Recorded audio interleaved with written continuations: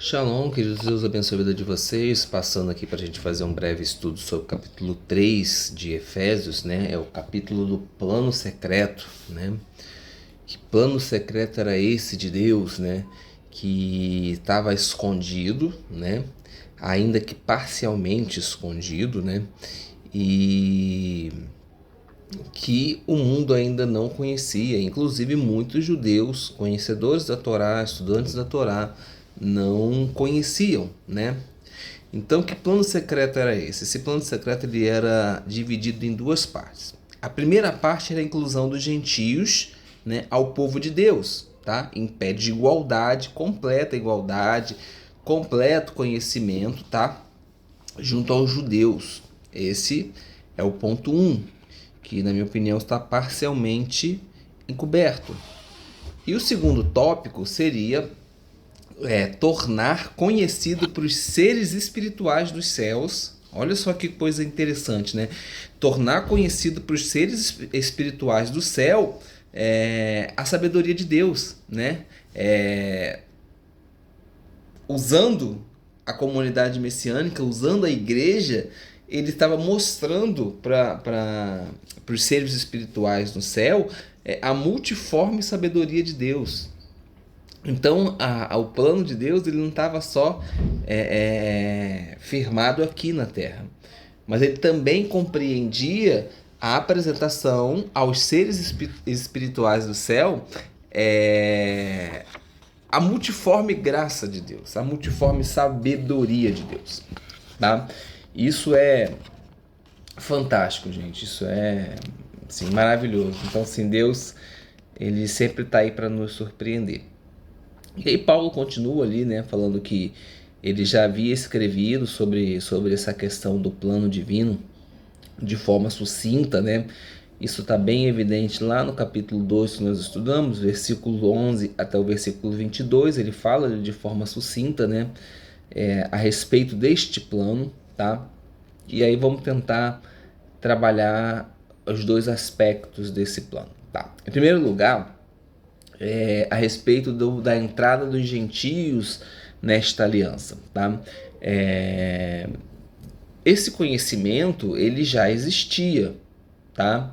Ele já existia, ele só não era compreendido, né? Talvez eu esteja fazendo um paralelo errado, mas a palavra diz que em determinado momento os judeus tiveram um véu sobre os seus olhos para que eles não enxergassem Yeshua, para que eles não reconhecessem Jesus. Por quê?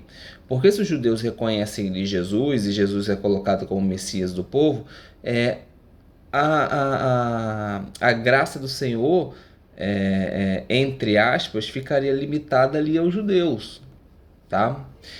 Para que pudesse chegar até nós, eles foram ali de certa forma cegados para que o evangelho pudesse alcançar o mundo, e aí retorna depois para eles. Isso para mim é muito evidente. Eu posso estar errado, mas para mim isso fica bem evidente.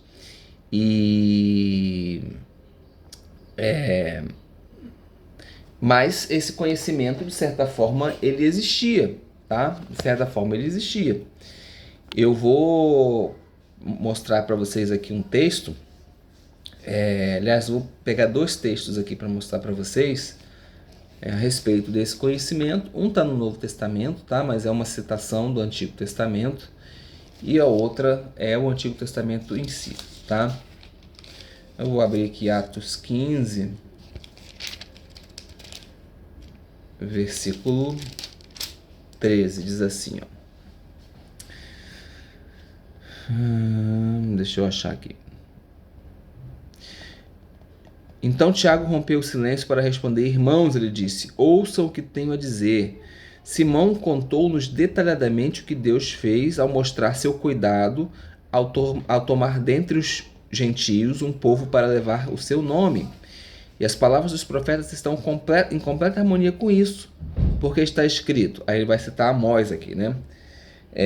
Depois disso voltarei e reconstruirei a tenda caída de Davi, reedificarei as suas ruínas e a restaurarei, para que o restante da humanidade possa buscar ao Senhor, isto é, todos os gentios que foram chamados por meu nome, diz Adonai que faz todas as coisas.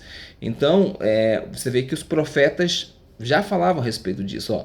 Vou ler novamente: reedificarei as suas ruínas e restaurarei para que o restante da humanidade, ou seja, os não-judeus, né, possam buscar o Senhor. Aí ele vai fazer uma aspas para dizer quem é esse restante da humanidade.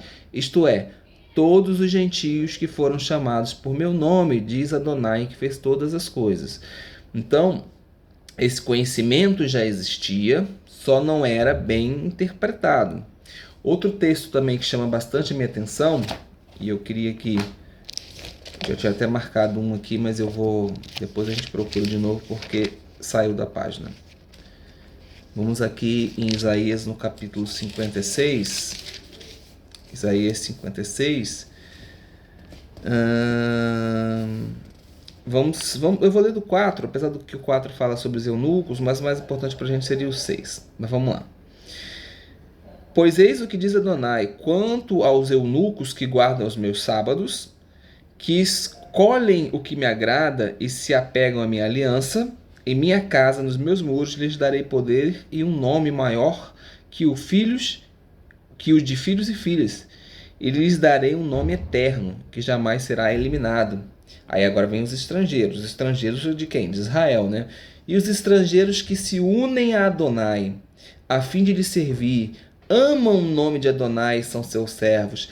Todos os que guardam os sábados e não o profanam, e se apegam à minha aliança, eu os trarei ao meu santo monte, eu os farei alegres na minha casa de oração. Suas ofertas queimadas e sacrifícios serão aceitos em meu altar, pois a minha casa será chamada casa de oração para todos os povos, né? Então, tá aí Deus falando, né, a respeito desse estrangeiros, desses eunucos, dessa turma que não pertencia a Israel, mas que iria ser achegada, né? Então, por isso que eu digo que estava parcialmente encoberta.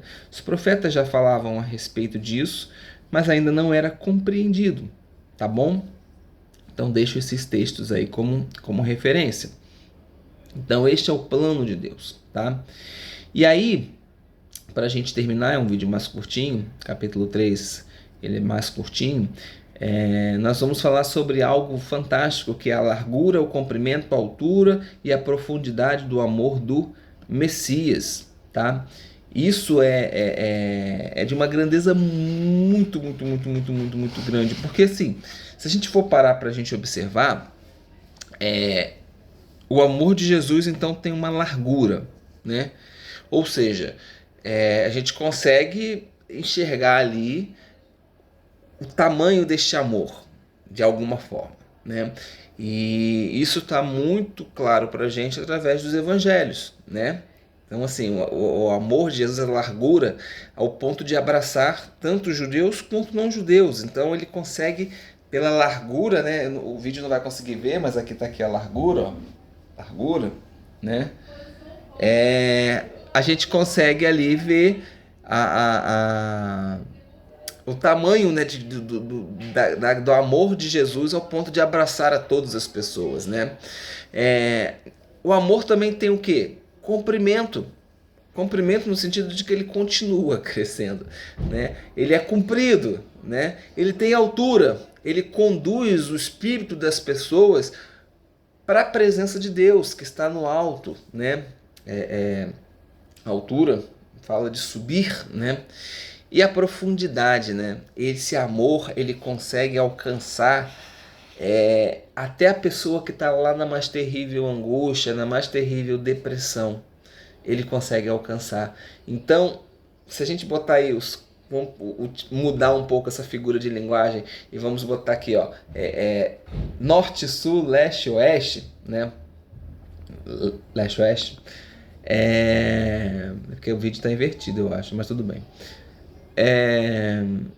O amor de Deus é capaz de alcançar todo e qualquer pessoa, independente da condição onde a pessoa se encontra.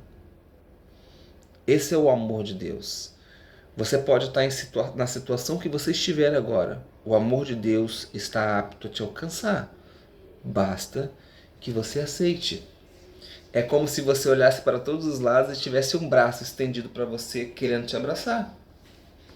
Mas é você que tem que querer abraçar também, né? Isso depende da gente. Então ele termina ali, né, de geração em geração para todo sempre, tá? Isso é uma linguagem que a gente vê nos Salmos, no Salmo 48, no Salmo 119, no Salmo 145, é uma mesma linguagem. Mas eu queria terminar ainda falando sobre o amor de Deus com o Salmo 139, fazendo uma leitura dele para a gente encerrar o nosso vídeo. Diz assim, ó: Adonai, tu me provastes e me conheces. Sabes quando me assento e quando me levanto. De longe discernes as minhas inclinações, examinas as minhas atividades diárias. Estás tão familiarizado com todos os meus caminhos que, antes que eu fale uma só palavra, Adonai, tu já sabes tudo sobre ela. Tu me tens guarnecido tanto por trás quanto pela frente, e estendes tua mão sobre mim. Conhecimento tão maravilhoso está além de mim, é elevado demais para que eu os alcance. Para onde escaparei do teu espírito? Para onde fugirei de tua presença? Se subo ao céu, tu estás lá. Se deito no Sheol, também estás lá. Se voo com as asas da alvorada e pouso além do mar, mesmo lá, tua mão me guiará, e a tua mão direita rapidamente me seguraria.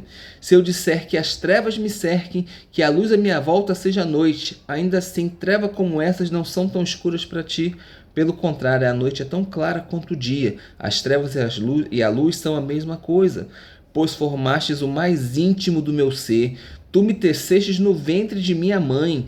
Graças te dou porque de modo assombroso fui feito, maravilhosamente. Tuas obras são maravilhosas, eu sei muito bem. Meus ossos não estavam escondidos de ti, quando eu era formado em segredo, tecido nas profundezas da terra. Teus olhos podiam ver-me como um embrião, mas em teu livro todos os meus dias já estavam escritos. Meus dias foram moldados antes que qualquer deles existisse. Deus, como estimo os teus pensamentos?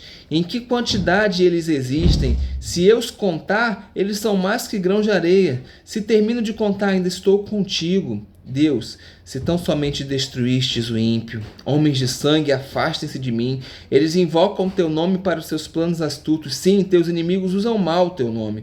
Adonai, como odeio aqueles que te odeiam. Tenho desgosto daqueles que te desafiam. Eu os odeio com ódio sem limite. Eles se tornaram também meus inimigos. Examina-me, Deus, e conhece meu coração. Testa-me e conhece os meus pensamentos. Vê se há em mim algum caminho danoso e guia-me pelo caminho eterno. Amém. Então, que a gente possa ficar com essa reflexão e a gente se vê em breve no capítulo 4 de Efésios. Shalom.